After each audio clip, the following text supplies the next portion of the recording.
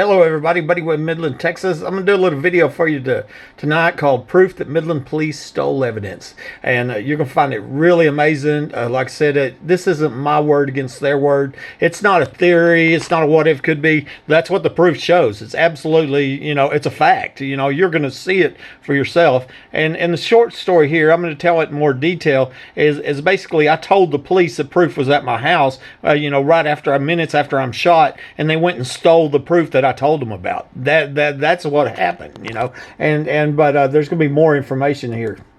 Okay, so I broke this down on Facebook into sections here, and I'm just going to do it, comment by comment. Okay, starting with the top one, I said the ER nurse documents me telling Detective Rosie Rodriguez that I was shot during a home invasion and that I have proof, but Rosie made up lies saying that I told her I was locking up for the night, knocked my gun over, and shot myself. Do you see the difference in them two stories?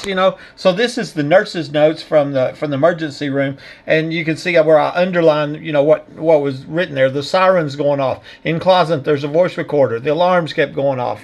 At 12:03, I said I was talking on a white voice recorder in case something happens to me and saying what they were doing in my house. I have proof. Just go look. There's proof. Detective Rosie Rodriguez was in the room at the time. She's documented being in the room at the same minute. Okay, so I'm telling that to the police that I'm under a home invasion and I have a voice recorder proving that these burglar alarms going off.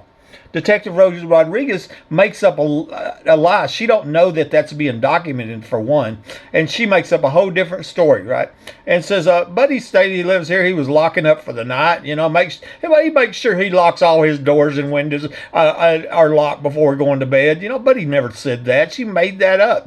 Buddy said he had a 12-gauge shotgun leaning up against the wall of the kitchen. He stated he was lock the door leading from the kitchen in the garage when his gun fell over and went off. And I never said that. The shotgun accidentally fired and shot his right ankle. And Buddy said his phone was not charged. He went outside screaming for help. That was another lie I made other videos about, because it looks like she planted my stolen cell phone that was stolen before I was shot. Anyway, just a point I want to show you right off the bat. Rosie Rodriguez here, she's got a whole different story, versus what I said. They're just plain blatant lies. Okay. Here, documented, and that was on the timestamp at 10:42. I'm crawling out. At 11:27, like I said, alarm's going off. 12:03, I'm saying I got a voice recorder recording what's going to happen. I have proof. Just go look. There's proof. I just showed you that. Okay. Officer April Chandler writes on the information report, Buddy had a .22 rifle in the bedroom by the bed that was taken for safekeeping and logged into evidence, as well as a single-shot revolver and the voice recorder from the closet. Okay, and I'm going to show you her exact words here on the information report from Chandler. Okay. And it starts right up here. Buddy had a .22 rifle in the bedroom by the bed, was taken for safekeeping. That's what I just read, and the voice recorder from the closet. So Chandler found the voice recorder, the proof that I said was there. She found it, okay? And also in here, upon arrival, the resident was shown bars, kitchen area used to doors closed, and numerous locks and pads Buddy uses on his exterior doors. And what I always say is that the police that were documented being in my house, in or at my house without being seen, they wasn't seen on the camera, and they didn't come in the other windows and doors, and it was documented that all them other doors and windows were locked, and that's where it's documented right there. You couldn't get in any of my other doors that are locked. Okay, but that's not the point of this. Also on the information report, it shows that Sergeant Matt Davis checks in 222 guns. That's the two guns that Chandler found, along with the voice recorder. But he does not check in the voice recorder. The proof of a capital murder attempt that I told them about was stolen by the police. I'm going to show you this here. Here's the logs right here. Here's Matt Davis, okay? Matthew Davis right there. And here's April Chandler, P250. She's the one that found them. And she's pretty much a rookie at the time. He was the sergeant, okay? And so there's the 22. 22. Here's the keys, and then there's the hole, okay? And so that's what Davis checked in. And that's what I noticed. I didn't get this until 22 months after the murder attempt, when my attorney subpoenaed the records before the protective order hearing in December 2013. So we know this is what it showed in December 2013, because that's when I got it, and that's what it showed. Okay.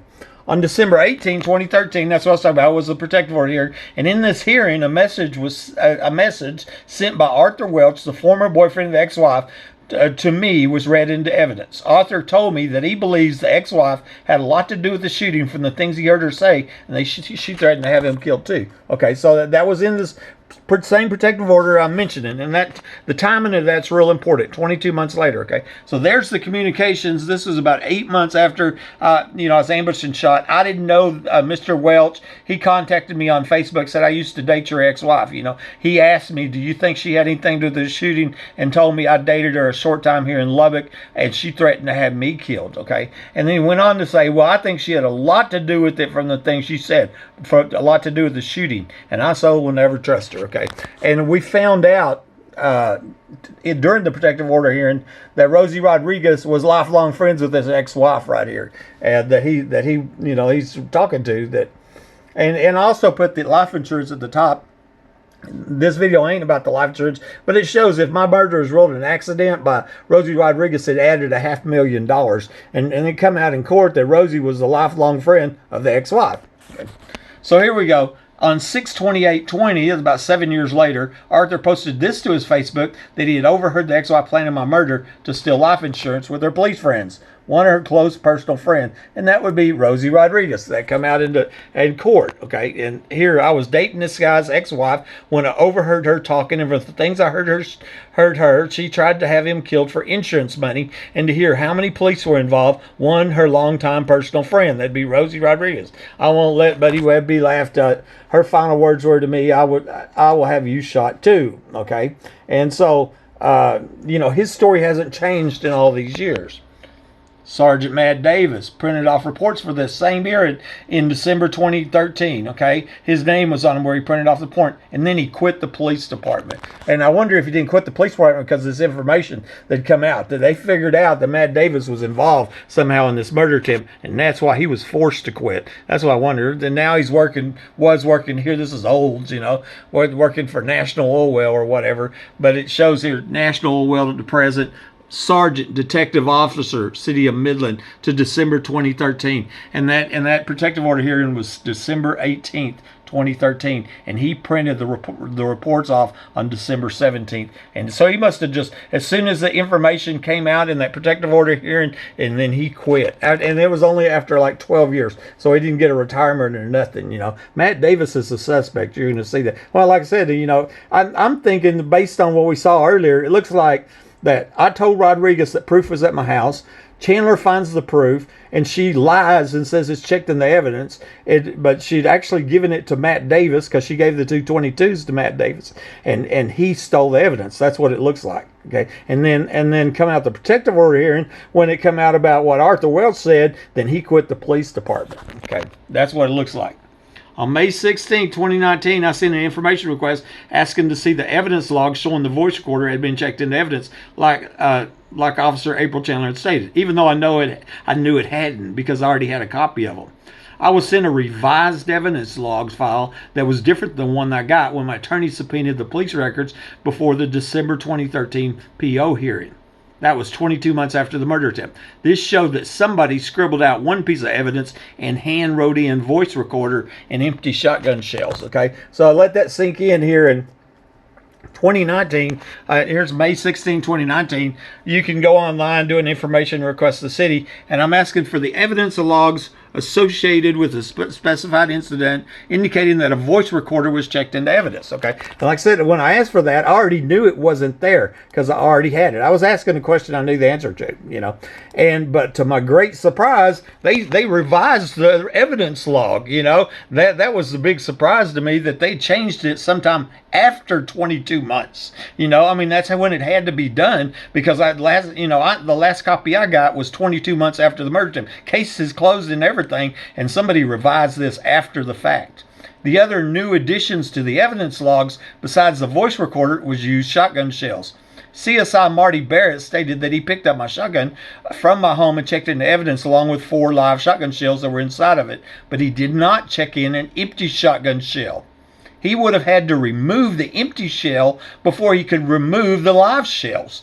There was no empty shell in my gun because I had not shot myself, but Matt Davis checks in an empty shotgun shell after I made a point of this. After I made a point, hey, look, here's more proof. You know, there's no empty shotgun shell. Proof that I wouldn't shot my gun. And so they scribble out one piece of evidence, which is, it was the hole. That's what it was, the hole. See, Matt Davis, remember, here's the 222 guns, the keys, and the hole. Okay, so they just, oh, well, let's just scribble that one out and pretend it's not there no more, and we'll just handwrite in shotgun shells and voice recorder, right? And you see the numbers, item 1, item 2, item 3, item 4. Item 4 is the hole, okay? And so you go to come down here and you see the item 4 just got changed to shotgun shells, Matt Davis. And it's actually 2 shotgun shells, you know, and you know, that doesn't make any sense at all, right? One, I wasn't even shot with my gun, you know, and so that's the reason there wasn't an empty shotgun shell. That's all there was to it, okay?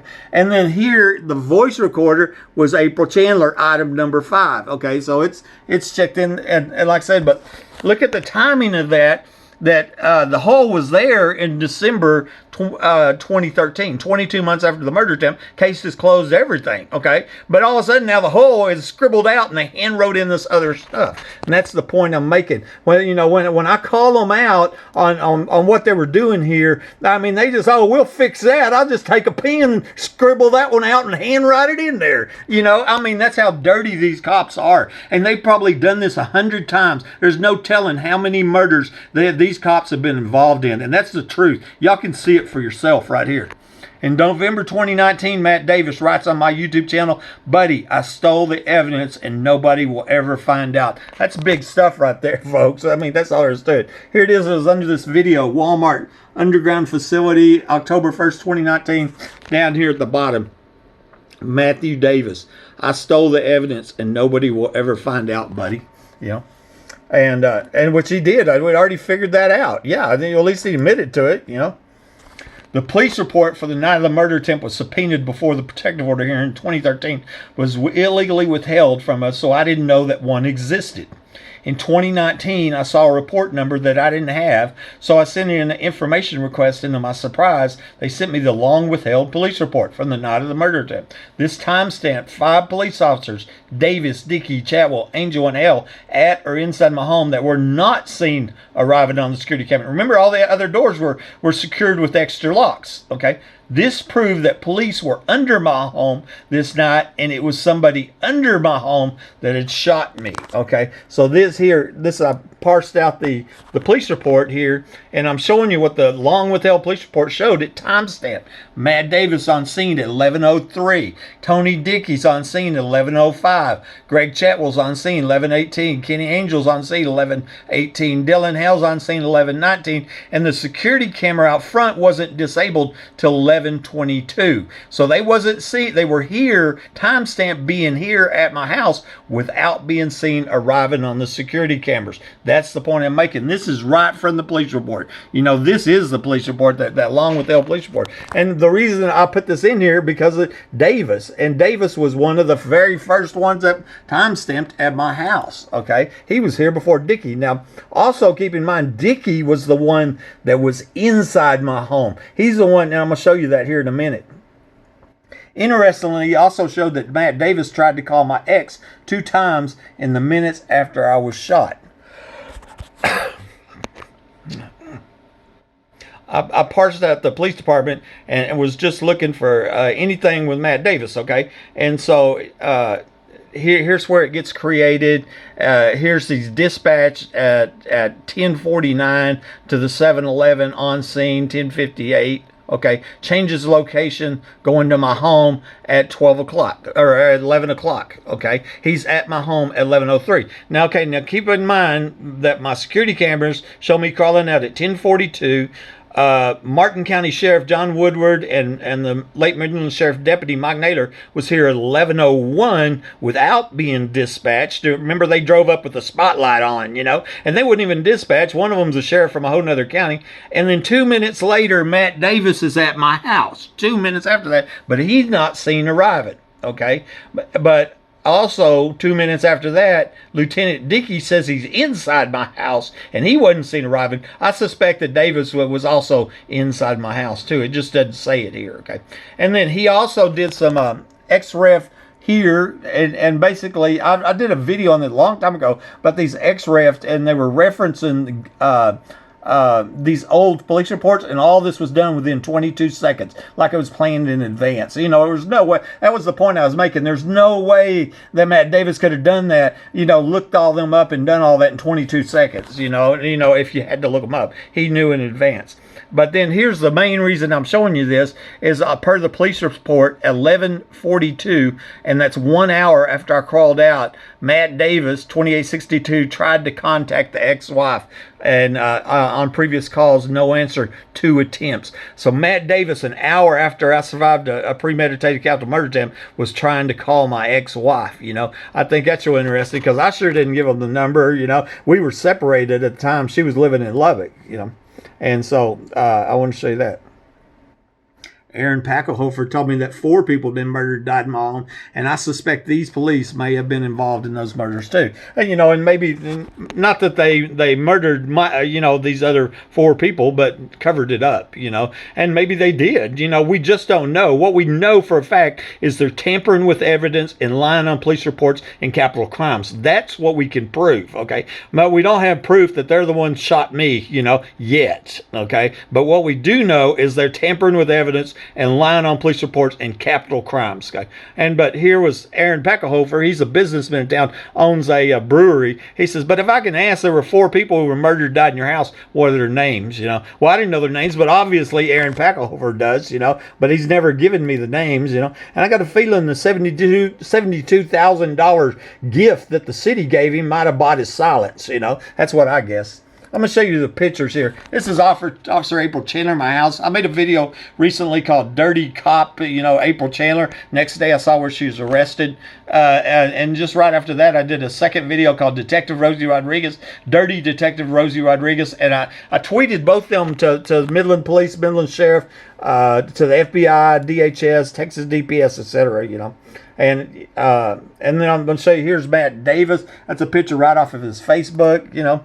These are the pictures of the secret place in the house. And here was another part of the police report. It says Sergeant Matt Davis and Lieutenant Dickey responded to the evidence. Well, Dickey was inside my home at 11:05. Okay, and so I just kind of telling me that Davis was also inside my home. You know, they don't show it on the police report. And then here's Dickey, okay, Lieutenant Tony Dickey, and he's the highest ranking officer I know of. And here's what he wrote. There was a wrote on the police report, the long withheld police report. No one in the house, inside, and lots of odd things like booby traps. There was no booby traps. There's no booby traps in evidence. If there was, there would be a booby trap in evidence. You know, that was a lie by Lieutenant Tony Dickey, okay? But he was there at 11:05, and remember that he come to my house with Matt Davis, okay? And just to show you here, at 11:01, that's when Woodward and Naylor showed up out front. Well, they were seen perfectly clear, but Dickey's inside my house, and he didn't show up, and you couldn't get into any of the other doors. You know, I had my garage door screwed to the wall, you know, all my windows screwed together because of the crimes I was reporting. So I mean, you can see there is no doubt about it that the police stole evidence in a capital murder attempt. And nothing's changed. I bet that it looks like they're doing it every day because our press won't report it, and none of our police will seem to do anything about it. What's going on? Lawlessness. And it looks like this is multiple murders. Buddy Webb, Midland, Texas.